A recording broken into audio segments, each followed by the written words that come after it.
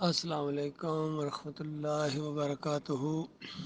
ماشاء اللہ ہمارے رفیق صاحب کیلنڈر بھیجتے ہیں، ہر روز ایک تو چیزیں اپڈیٹ رہتی ہیں، دوسرا یہ ہے کہ احساس ہوتا ہے کہ ہر روز ایک دن کم ہو گیا زندگی کا، اور رفتہ رفتہ انسان اپنے مالک اور خالق کے ساتھ ملاقات کے لیے آگے بڑھ رہا ہے۔ ایک وقت آ جائے گا، یقین کیجیے کہ اس دن کا آخری دن ہوگا، اس دنیا کا آخری دن ہوگا۔ اللہ تعالیٰ ہمیں کامیاب کرے۔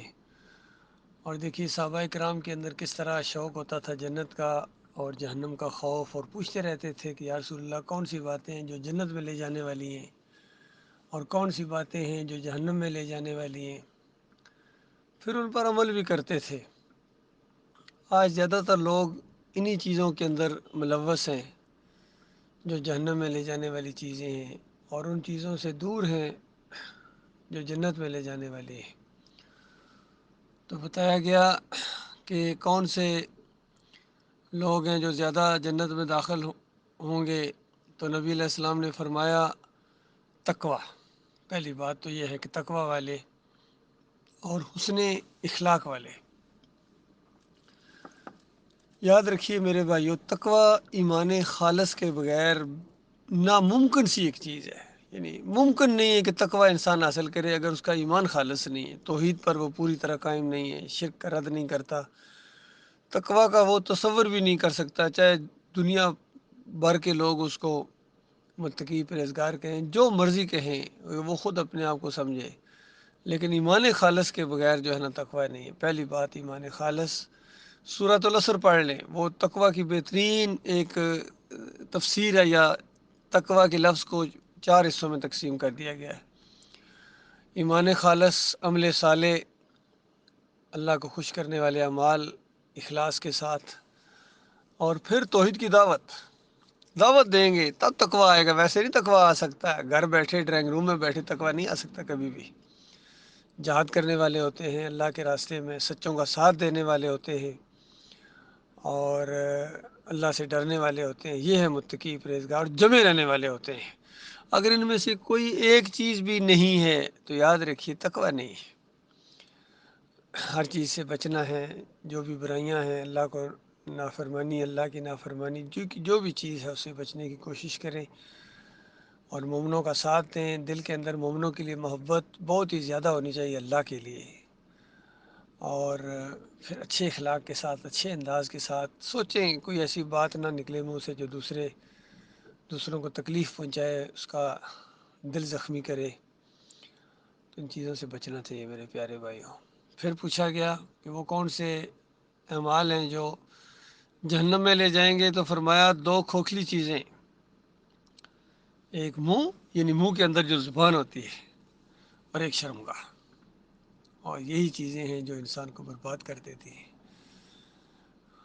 بیلگام، جب زبان بیلگام ہو جائے، کوئی پرواہ نہ کرے کیا وہ منہ سے بولا جا رہا ہے، سانس بھی کوئی نہیں ہے اس کو، بس بولے جا رہے ہیں حضرت صاحب، ہر بات پر بولنا ان کا ضروری ہوتا ہے۔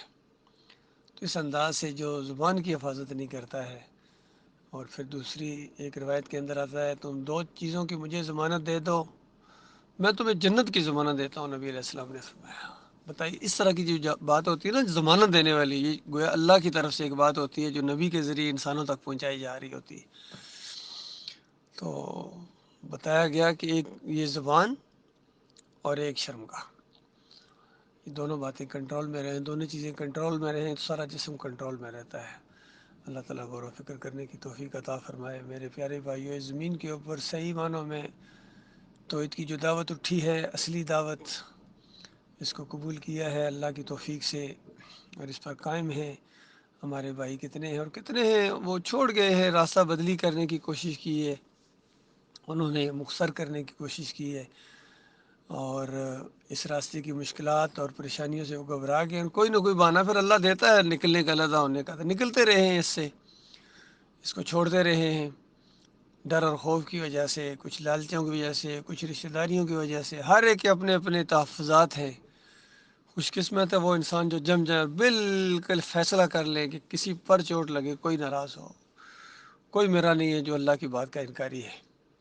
اس انداز سے جو جم جائے اپنے مالک اور خالق کے اوپر توکل کرتے ہوئے، بھروسہ کرتے ہوئے، ایسوں کو اللہ تعالیٰ انشاءاللہ پوری طرح ان کو اپنے انجام تک پہنچائے گا، اور آخری دم تک ان کو ایمان خالص کے اوپر قائم رکھے گا۔ اللہ کے بندوں کی یہ جماعت قائم ہوئی ہے، اگرچہ تعداد کم ہے، تانے دیتے ہیں لوگ کہ کتنے ہو، چند ایک تو ہو، اس میں سے بھی کتنے ہیں جو پیچھے ہٹ گئے۔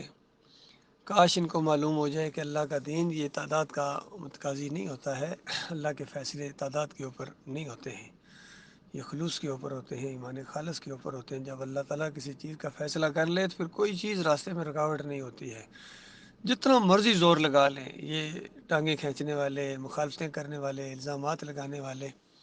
اللہ تعالیٰ نے قرآن میں یہی مثالیں دی ہیں۔ ایک یوسف علیہ السلام کی مثال دی ہے کہ دیکھو جب اللہ نے فیصلہ کر دیا ان کو عزت دینے کا، اقتدار دینے کا، ان کے ذریعے ایک بہت بڑا انقلاب لانے کا، تو پھر بھائیوں کی مخالفتیں، وہاں کے مقامی لوگوں کی، خواتین کی، کچھ بھی راستے میں رکاوٹ نہیں بن سکی ہیں۔ تو اللہ نے اپنا منصوبہ پایا، تکمیل تک پہنچایا غیر محسوس طریقوں سے، اور وہ بہت ہی باریک بین ہے۔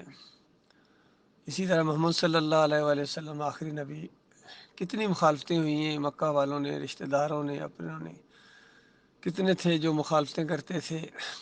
پھر منافقین کا ایک پورا گروہ عبداللہ بن ابی کی زیر نگرانی مدینی میں، اور یہ مکے میں بھی منافق پیدا ہو گئے تھے جنہوں نے ہجرت نہیں کی تھی، ان کے اپنے مفادات تھے، باہر نہیں نکلتے تھے، تو مدینہ کی طرف یا جدھر بھی، تو ان کو بھی منافق ہی سمجھا گیا، اور کہا گیا کہ جب موت کے فرشتے آ کے کہیں گے ہاں بھائی حضرت صاحب کس حال میں تھے، وہ کہتے ہیں ہم کمزور تھے، ہم ذرا ڈرے ہوئے کچھ لوگ تھے، ہم کچھ نہیں کر سکتے تھے، فرشتے ماریں گے ان کے ہتھوڑے، ان کو کہ بے ایمان ہو۔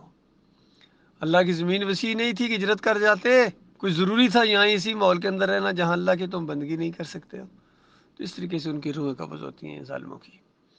اور جنہوں نے اللہ کے راستے میں ہجرتیں کیں، اپنی جان اور مال لگائے، جہاد کیا اللہ کے راستے میں، قتل بھی ہوئے، اور کتنوں کو قتل بھی انہوں نے کیا، جہنم میں پہنچایا کتنوں کو، اور کتنوں کی وجہ سے یہ خود جنت میں پہنچے ہیں، وہاں خوشیاں منا رہے ہیں۔ یقین کیجئے جنت کی بہاروں کو دیکھنے کے بعد ان کی ایسے الفاظ قرآن میں نقل ہوئے ہیں کہ پہلے تو انہوں نے آپس میں کہا، حدیث میں آتا ہے کہ کون ہمارے بھائیوں کو یہ چیز بتائے گا کہ ہم زندہ ہیں، یہاں کھاتے ہیں، پیتے ہیں، عیش کرتے ہیں، دنیا میں تو یہی سمجھا جاتا بس یہ قتل ہو گئے، مر گئے، یہ ذہن ہوتا ہے۔ کاش ان کو پتہ چل جائے، کون بتائے، کیسے بتائے؟ دیکھو ان کا بھی ایمان ہے کہ ہم نہیں بتا سکتے۔ اللہ تعالیٰ نے ان کو کہا کہ میں تمہیں بتاؤں گا، میں تمہاری یہ بات تمہارے بھائیوں تک پہنچا دوں گا۔ اس وجہ سے وہ قرآن کی آیات نازل ہوئی ہیں، سورہ البقرہ کی بھی اور سورہ ال عمران کی بھی، جو اللہ کے راستے میں قتل ہو جائے ان کو مردہ نہ سمجھو، گمان بھی نہ کرو، وہ تو زندہ ہیں، اللہ کے پاس رزق کھا رہے ہیں، یہ اللہ کے پاس جنتوں میں ہیں، ان قبروں میں نہیں۔ ان قبروں میں کوئی زندہ نہیں ہے، کوئی نبی ہو، صدیق ہو، شہید ہو۔ ان قبروں کے اندر تو ظاہری بات ہے ڈیڈ باڈی کو دفن کیا جاتا ہے، روح نکلتی ہے تو بندہ شہید ہوتا ہے، ابھی روح نکلے ہی نہ تو وہ غازی ہوتا ہے، زخمی ہوتا ہے۔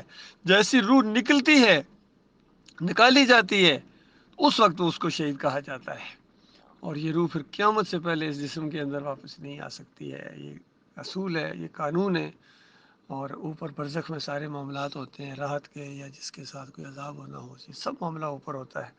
اور یہ جو قبریں آج پوجی جا رہی ہیں، گنبد بنائے جا رہے ہیں، اور وہاں عرس اور میلے ہو رہے ہیں، ان کی پکاریں لگائی جا رہی ہیں، خالص جہالت ہے، شرک ہے، کفر ہے، اللہ کا انکار ہے، اور اس کا بہت ہی زیادہ ان کو خمیازہ بھگتنا پڑے گا۔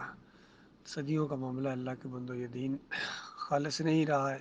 تو اب یہ دعوت جب اٹھی ہے تو ہر طرح کی مخالفتیں ہوں گی، یقین کیجیے، اپنے بھی اور بیگانے بھی، ہر طرف سے باتیں سننا پڑیں گی، بڑی تلخ باتیں، اور خاص کر ایک منافقین کا جو گروہ ہے وہ اندر رہے گا، لازمی یہ حصہ ہے۔ ذرا برابر ان کی پرواہ نہیں کرنی ہے، اپنے مشن کے اوپر ڈٹ جاؤ اللہ کے بندو، اور آگے بڑھتے جاؤ۔ اللہ تعالیٰ ہم سب کا امین ناصر۔